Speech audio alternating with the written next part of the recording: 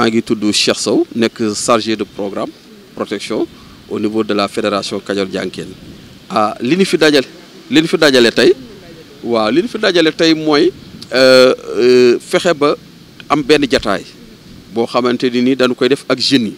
yi nga xamante ni ñi ngi dans les différentes associations mais aussi jeunes yi nga xamante ni ñu ngi jóge ci yeneen structure comme par exemple CONAF comme par exemple conseil de la jeunesse conseil consultatif de la jeunesse nga xamante ni nii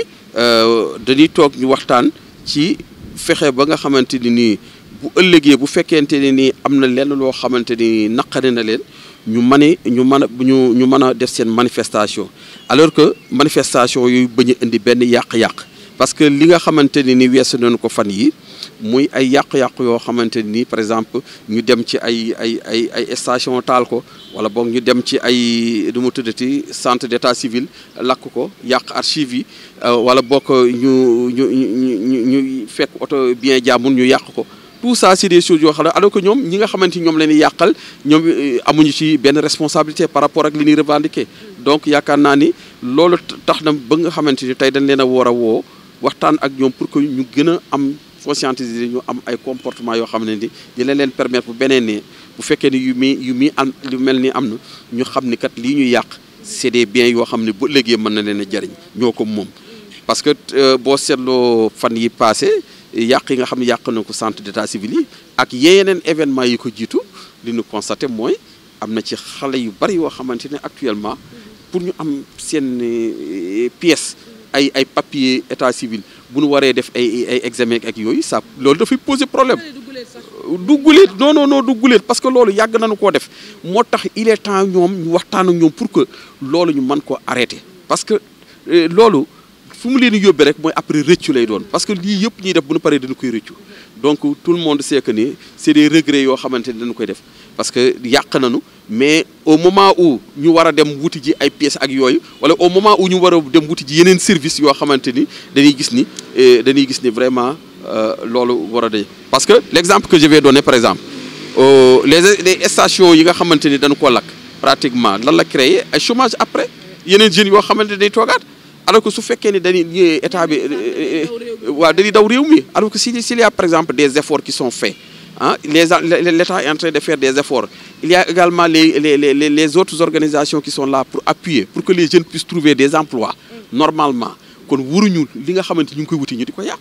donc soo yàqee sooy wuti emploi waroo yàq ay emploi donc je pense que ni su leen conscientiser daal loolu dina tax ñoom ci seen wàllu bopp ñu gën a amaat beneen comportement bu responsable dina leen taxaat ñu mën a xam dëgg-dëgg fan la ñuy teg seen tànk même en cas de manifestation dana mën a manifester mais te duñu yàq leen donc c'est ça l'objectif ñuy remercier nag vraiment ñi fi nekk ñëpp à travers la fédération Kajoor Jànkeen commencé ko nag ci président fédération bi Khatri Diagne ba ci le manager ak tous les mobilisateurs communautaires qui sont derrière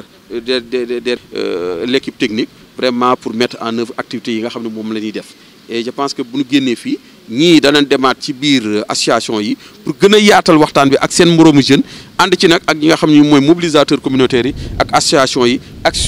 yenn structures yi nga xamante ni ñoo fi nekk ñoom ñëpp ñu représenté ñi nga xamante ni moo jëm ci wàllu atelier bi. Bonjour, je m'appelle Oumar Daouda Sognane. Je suis un fonctionnaire à la retraite, inspecteur de la jeunesse et des sports de formation, ingénieur en gestion des systèmes de formation. Violence ñu ngi naan am na su dee ne nit ki dañ koo xañ àqam ak yelleefam ñu xañ ko nag ci kaw moom bëbëtam moo doon lii mais ñu ne ko doo ko def wala ñu ne ko dañ lay def loolu lii par force loolu mooy violence loolu foo ko jëlee rek même sa doom sax mu ne la mu xëy ne la dama bëgg a ndékki nga ne ko doo ndékki da ngay toog ba diw ak diw yeewu nga doog a ndékki loolu rek déjà forme de violence la forme de violence la donc violence yi dañoo bëri violence yi dañoo bëri mais saa yu nit ki amee bëgg-bëgg bi méngoo ak li nga xam ne xel ak xalaat mën na koo nangu ñu xañ ko loolu déjà violence commencé naa judd waaw bëri na ay façon loolu violence moom bëri na lool. nit ki d'abord citoyen da ngay dëkk ci dëkk bi da ngay dëkk ci dëkk bi xam nga citoyen ka nekk ci àll ba wala rabu àll yi taxul ñuy wax citoyen donc da ngay nekk donc citoyen da ngay dëkk ci dëkk bi boo dëkkee ci dëkk bi nga am fa ay àq ak ay yelleef waaye tamit am lu la fa war ñett yooyu bu amul citoyen amul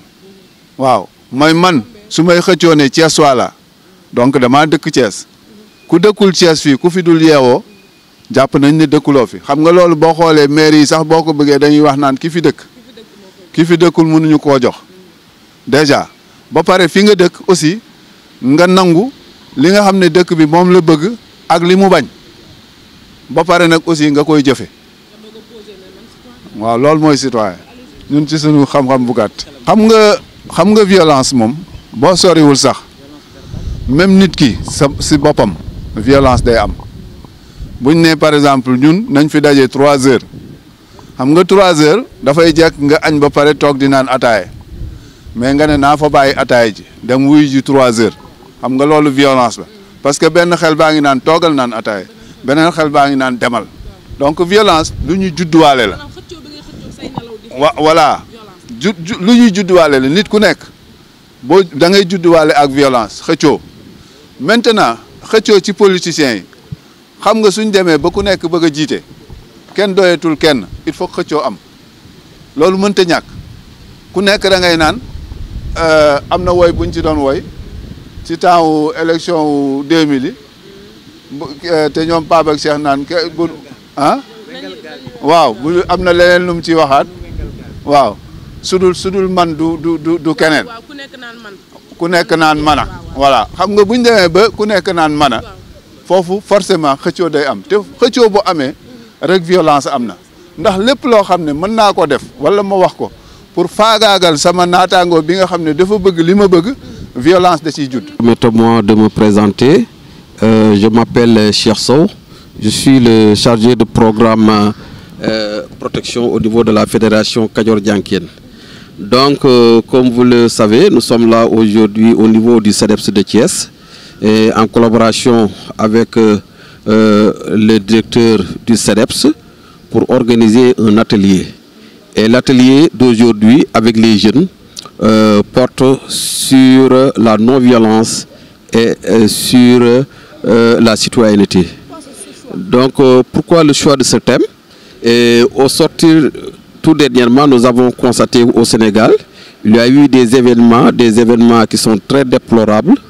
que nous tous nous avons constatés au niveau du Sénégal. Et c'est la raison pour laquelle, et lors de ces événements, nous avons constaté également qu'il y a eu beaucoup de saccages.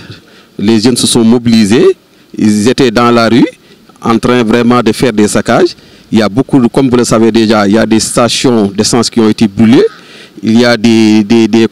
magasins qui ont été vraiment dépouillés de leurs marchandises, saccagés. Et il y a même des centres d'état civil qui ont été saccagés, brûlés. Et en plus de cela aussi, nous avons constaté que lors de ces événements aussi, il y a eu des pertes humaines. Surtout, il y a beaucoup de jeunes qui ont perdu la vie. D'autres jeunes aussi se sont blessés, qui seront gravement blessés. Et par rapport à cette situation, nous nous sommes dit que c'est le moment vraiment de conscientiser les jeunes, de les conscientiser, d'organiser avec eux des rencontres pour se concerter avec eux, vraiment pour réfléchir ensemble et essayer de voir comment faire pour que la prochaine fois de tels événements ne se reproduisent plus au niveau du pays. Et notamment surtout au niveau de la région de Thiès. Voilà, aujourd'hui nous avons pratiquement 60 jeunes qui ont répondu à notre invitation pour participer à cet atelier. Et comme nous venons de le dire, à l'issue de cet atelier, il y aura une démultiplication qui sera faite au niveau des différentes associations. Là aussi, je tenais à le dire, parce qu'au niveau de chaque association, il y a eu des jeunes qui sont venus de ces associations pour représenter les autres jeunes qui sont restés. Maintenant, en plus de cela aussi, il y a par exemple des structures comme la CONAF, il y a aussi des structures comme le Conseil consultatif des jeunes qui ont eu à se représenter par des jeunes. Maintenant, par rapport à tout cela, l'objectif final, c'est de faire de telle sorte que les jeunes soient conscientisés, qu'on touche le maximum de jeunes pour que ces jeunes puissent avoir vraiment adopté de nouveaux comportements, des comportements responsables, des comportements citoyens, et pour que vraiment la prochaine fois de telles choses ne se reproduisent plus. Et les conséquences sont les suivantes. Pratiquement, à chaque fois que, par exemple, il y a eu ces genres de manifestations, pratiquement les conséquences, on les voit. Souvent, il y a des pertes humaines. Souvent, il y a des blessés. D'autre part, tout cela, ce sont les jeunes qui en récoltent les fruits. Maintenant, par rapport à ça aussi, nous avons constaté que le saccage des centres civils, là aussi, c'est un problème. C'est un problème. Et ceci a occasionné, par exemple, a fait de telle sorte que, par exemple, il y a beaucoup de jeunes aujourd'hui qui ont du mal vraiment à trouver des pièces d'état civil. Pourquoi? Parce que leurs pièces, vraiment, les documents, les archives ont été brûlés. Donc c'est ça, vraiment, devant tous ces faits, devant tout... Effectivement, bon, on a l'habitude de constater qu'à chaque fois que les jeunes sont mécontents, quand ils descendent dans les rues, pratiquement c'est ce genre de choses qu'on voit. Donc c'est la raison pour laquelle on s'est dit que maintenant, on va essayer de les conscientiser, que les jeunes soient encore beaucoup plus responsables. C'est vrai qu'ils ont le droit de se manifester, de faire des manifestations, ils ont le droit de s'exprimer, mais quand même, hein, ils le font avec la manière, ils doivent le faire avec la manière, autrement, c'est ça. Donc je pense que la rencontre vraiment d'aujourd'hui, l'atelier d'aujourd'hui, vraiment portera ses fruits. Et nous avons bon espoir qu'au sortir de ces rencontres, les jeunes seront beaucoup plus conscients et les jeunes vraiment, au lieu vraiment de faire des saccages, vraiment, ils vont adopter des comportements leur permettant vraiment de s'exprimer, comment dire encore, de faire leurs manifestations sans violence et sans saccage. Donc vraiment c'est l'objet de la rencontre d'aujourd'hui. Et là aussi, permettez-moi également de remercier l'inspecteur de la jeunesse, donc, qui a eu vraiment à animer vraiment cette séance, la séance d'aujourd'hui. Ensuite, avec la facilitation de la Fédération Kadior Dianken, à travers le président, à travers également Tchaïfun qui est notre partenaire stratégique et qui nous appuie beaucoup. Donc je pense que là aussi vraiment c'était important vraiment de le dire, que tout le monde sache que nous sommes là à côté des jeunes, vraiment pour les accompagner, mais aussi pour les aider à avoir de nouveaux comportements, des comportements responsables, des comportements républicains. Donc voilà en fait l'objet de cette rencontre. Bonjour, je m'appelle Oumar Daouda Sognan. Je suis un fonctionnaire à la retraite, inspecteur de la jeunesse et des sports de formation, ingénieur en gestion des systèmes de formation. Oui, il faut dire que c'est le directeur du CEDEPS qui m'a contacté pour venir faire cette animation avec des organisations et des jeunes. Je suppose que c'est un atelier qui entre dans le cadre de l'exécution du plan d'action du CEDEPS en relation avec d'autres partenaires, et dans le cas d'espèce, il s'agit de Kadior Dianken. Oui, je pense que la question de la violence aujourd'hui est d'actualité. On constate effectivement qu'il y a de la violence à tous les niveaux, que ce soit au niveau des familles, au niveau de la société, au niveau même du système dans lequel nous sommes. Évidemment, beaucoup de personnes l'attribuent à l'absence de citoyenneté et de civisme. Donc la question aujourd'hui, c'est de voir à quel niveau il y a eu des manquements pour qu'il y ait un recul évident de la citoyenneté et du civisme et essayer d'apporter les correctifs à ce niveau-là. Bon, un citoyen d'abord, c'est quelqu'un qui appartient à une cité, comme on le dit. C'est un élément de la cité. Or, quand quelqu'un parle de cité, il y a une organisation, il y a des obligations, il y a aussi des devoirs. Donc des devoirs et des obligations, c'est toute une organisation. Donc être citoyen, c'est être regardant, être respectueux des règles de la société. C'est ça être citoyen. L'engagement citoyen maintenant, c'est être aussi à la disposition de la société. Parce qu'on peut être regardant sur les droits de la société, sur ses droits dans la société, sur ses obligations, mais ne pas avoir un engagement citoyen. Aujourd'hui, par exemple, vous constatez que les ordures, vous les trouvez partout. Et les gens ne s'organisent pas pour enlever les ordures. Ils disent toujours, nous attendons l'État, nous attendons la mairie. Alors qu'il y a des gestes simples d'organisation pour faire en sorte que les ordures ne puissent pas, évidemment, continuer à s'amonceler. Mais ça, c'est une question d'engagement citoyen. Donc, on peut être citoyen, mais ne pas avoir un engagement citoyen.